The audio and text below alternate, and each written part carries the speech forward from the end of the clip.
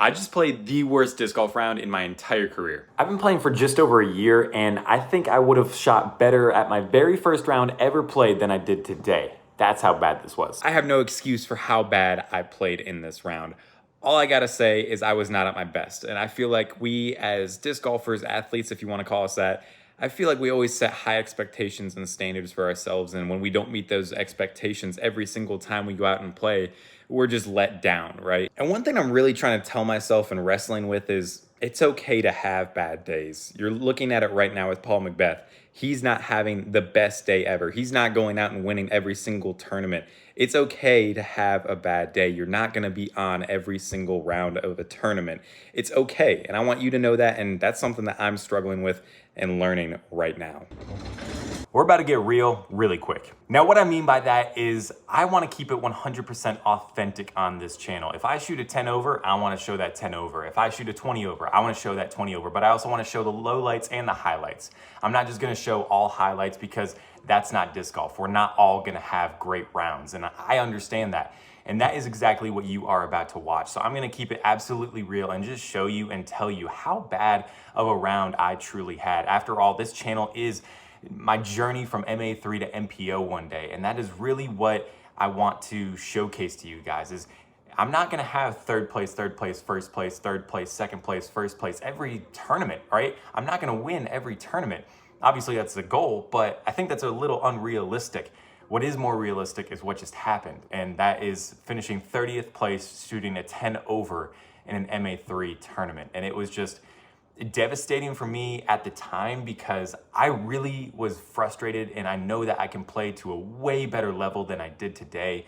But this is a learning moment, and it's all about how you are going to respond to what just happened. And for me personally, whenever something bad or a performance or when I don't perform perfectly, I want to go back out. I want to figure out what I didn't do, and I need to work at it. And I'm just going to grind until I can be the best that I can be, right? So after this video is posted, I'm gonna go to the field, I'm gonna putt. I'm gonna go to the field, I'm gonna throw forehands. I'm gonna go to the field, I'm gonna throw some backhands. I need to get better. And if I really wanna take that transition from MA3 to MA2, needs to happen. MA2 to MA1, same thing. MA1 to MPO, same thing. So just keep it at 100% real. That is what this channel is. If you're new, welcome. If not, then you've been on the journey with me so far. So what you're about to watch is you are going to see a MA3 player, me, shoot a 10 over in kind of perfect conditions. So that's awesome.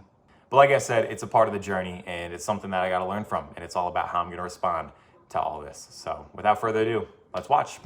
All right, so diving into the round, before we get started, I just want to give a quick shout out to Adam, who actually came in 4th place in this tournament and just absolutely shredded, and that was something that I did not do. So big shout out to him. He is behind the camera and making all of this possible, so this video would not be a thing without you, although I don't know if it would be a good thing if we didn't record this, but either way, big shout out to you, man. You are the real one.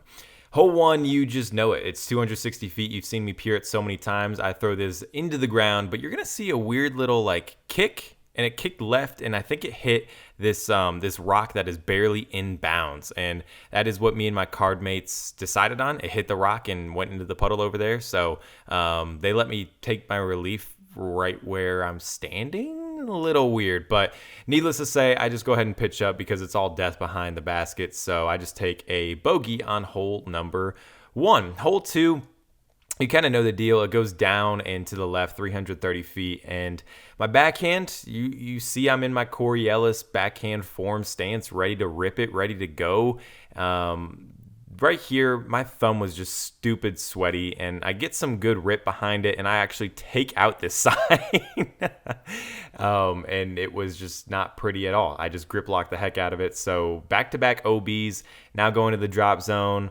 I always feel really confident with my upshots with my putters. I feel like that's something that not a lot of MA3 or really people in general don't have a lot of confidence in. So this is for my bogey to go back-to-back bogeys to start. It wouldn't be a Zach Meade tournament. It wouldn't be a MandoMeade tournament without back-to-back bogeys or really a bogey on number 1. So moving to hole 3 here, you know the deal. I didn't want to take this gap, but I took it, and it ended up absolutely perfect. I mean, there's 2 gaps, one in the middle, one on the right. You see me shake my head, but ends up perfect, and I get my birdie. So I'm +1 now, which isn't bad, and this is really where it all went downhill on hole 4. And there was a ton of time to bounce back, right? But right about here, my watch, you're not going to see it light up because it was just a vibration, but I got a fantasy baseball notification that Francisco Lindor hit a home run. So Francisco Lindor, thank you for hitting that home run because I'm winning my fantasy matchup this week, but screw you for hitting it during my backswing. And I actually hit the gap, but I hit it nice and low, and I get to skip around this tree,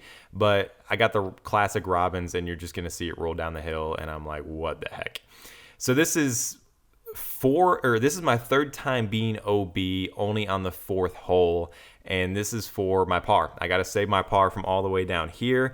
And really what I want to do is I just want to pitch it up there and give myself a good look. But I hit the wood and look what it's doing. It rolled away. Adam cut a little early. And just a quick note, there are some shots that he forgot to record and some shots that he cut off early, cut off late, whatever. Either way, all I'm got to say is that one rolled down because you're going to see where I am now. And this is my bogey putt. And I hit the same exact place that I just hit again. And this one didn't pick up and roll. And I just want to pause right here really quick. I know the microphone quality is really bad, but my card mates, they were really, really weird. They didn't ask what you scored. I always told them what I scored, but they didn't always ask, and they would just go on and say, oh, this is what he got. This is what he got, blah, blah, blah. And they got my score wrong twice, and I didn't realize it until the time that I'm recording this video. So whatever, it's gone, it's submitted, and scores are final. But on hole 4, I should have a 5. They scored a 6 for me. And then on hole 16 later, they scored a 7 for me, even though it should be a 6. So whatever, man, whatever. But that's unfortunate. And I make that one for my bogey, I want to say. So not great at all. This one, I wanted to play it safe and get through the gap, so I go forehand, but my forehand just wasn't there today. I get very lucky, didn't go OB this time. I just go ahead and jump this one up there, and I'm going to secure my par on hole 4, which is not a bad, or hole 5, which is not a bad par at all. Stepping up to hole 6 and 7, I know I need to get these, so hole 6, I pure it. I go ahead and go on that left side, and I absolutely put it right by the basket. I mean, it's perfect. So tap that one in for my birdie, and going up to hole 7 now. Look at the camera work. Absolutely beautiful.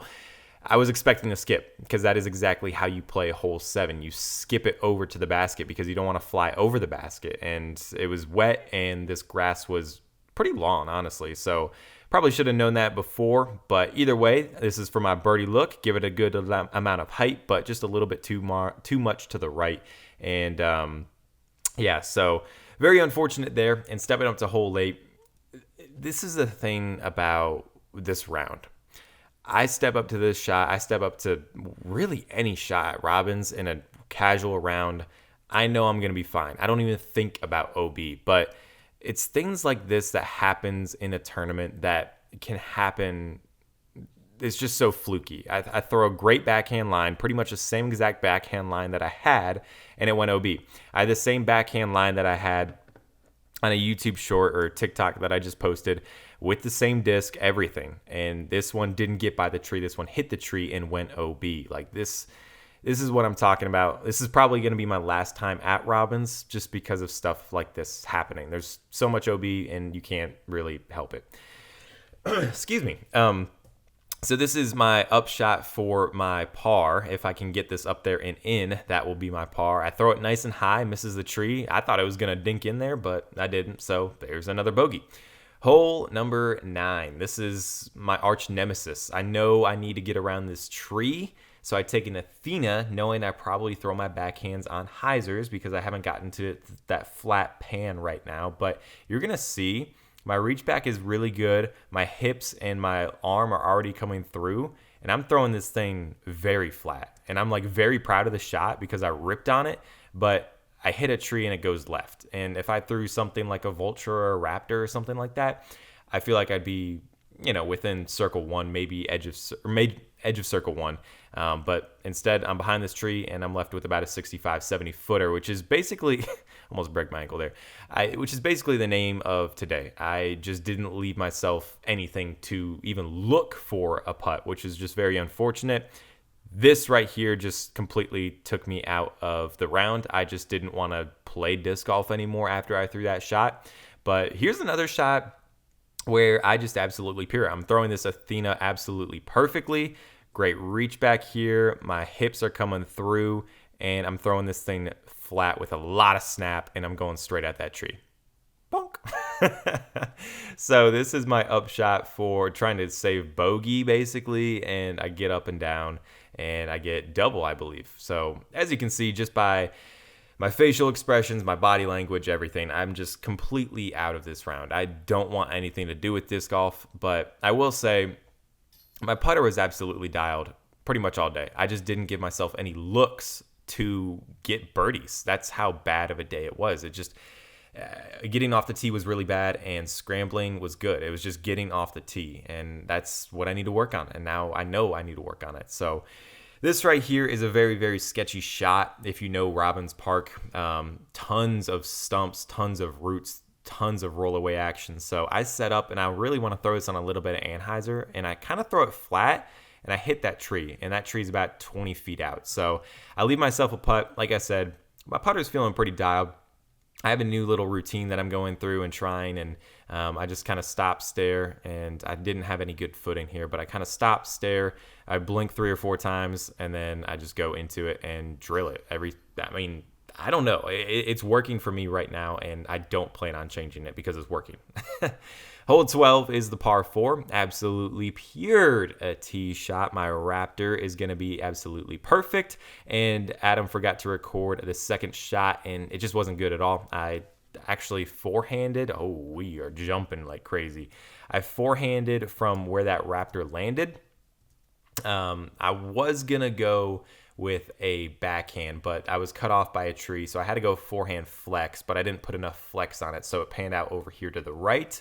And this is about, 80, 90 footer for a jump putt, so just a nice little up for par. And these jump putts really are saving me tons and tons of strokes. So I would say that is one thing that you could definitely do is learn to jump putt because it saves a ton of strokes. This next hole, I get off the fairway, and I am in crazy amounts of jail. So I take a Raptor. I need to get up this left side, which I do, taking it nice and high and wide, and I get down into the fairway. And this is going to be my third shot. So I need to get up and down from here for my bogey, and I kind of fluff this approach shot. And this one kind of rolls down towards OB. It is not OB, but I didn't really give myself a good look. This is about 25 feet or so. Mentally, I'm just checked out. I know I want to make this putt, but in all hindsight, I'm like, it's not really going to do anything. So I'm just completely checked out of this round by now. I think I'm 6 or 7 over. It's just not my round. But again, this backhand is coming along, and this Athena is very promising, and I'm doing pretty good with it. And this is actually a circle edge. They said I was outside, so I get the pleasure of jump putting, but I don't even want to talk about what that was because that wasn't a jump putt. But secure the par. Here's a little pipeline forehand flex, and it just kind of turns over on me. I throw it low. I didn't throw it high enough, and it just everything about this round off the tee isn't good. If you want to know how to play Robbins being off the tee, don't follow this video. Hole 15 or hole 16, it was kind of scaring me all day because the wind was supposed to pick up, and the wind didn't really pick up all that much, but I decided to take a vulture forehand. I was going to go Athena backhand, but I don't know. I should have gone Athena backhand because this is what happened. I throw it stupid sky high. I tell Adam, let me know where it lands because that's where I'm going to take my drop shot. We go straight into a flex shot, and you're going to see this Raptor take a crazy skip, and it actually did roll inbounds and roll back out of bounds. None of my card mates saw it. I was the only one that saw it because all my card mates are kind of like tucked away over here, so they didn't see it at all. So I think they would have thought I would be lying, but I'm also +8 at this point, so I'm kind of like, there's really no point. So I just go ahead and take my drop back. Yeah, right there, I kind of look up and I'm like, oh, that thing did come back and play. But I'm like, whatever. So I went back over here and I'm like, I'll just take my drop, even though it was inbounds at one point closer to the basket and I could probably save bogey. But I'm just pitching up here with my zone, and I'm going to take a triple on hole number 16. So really, really bad. I usually get par on this one. Sometimes I even get birdie, but it just was nothing was going right for me today. Here's my Quakey Poo. my disc of choice. Love this disc. I just throw it a little too low again. It hits that hill, it skips, and it rolls. But there's a little tree. The only luck that I had all day was this little tree right here. It saved me from rolling OB, and I tell Adam, I'm like, I think I have a kind of a good chance to just flick this in there because nothing else is going my way, so why not now? And I actually give it a nice little pop, and it hits the very top basket. I said, I told you this putt was going to be a movie, and it was, in a sense. So this is hole 18, the very last hole of the tournament, and this is a Raptor, and I was trying to turn it over just a little bit, but I didn't get enough on it. I skip up into that tree, hits the tree, and I'm just getting my thumbnails at this point, and it just wasn't good. Quitting disc golf. It's over, lads. Anyway, guys, that is going to do it for my Robbins Park. It's all about how I respond to this horrible atrocity of a round. I don't promise, but I really don't want to put out another product like this. So I'm going to play better, and I'm going to grind to play better. So thanks for watching, guys. Sorry for disappointing.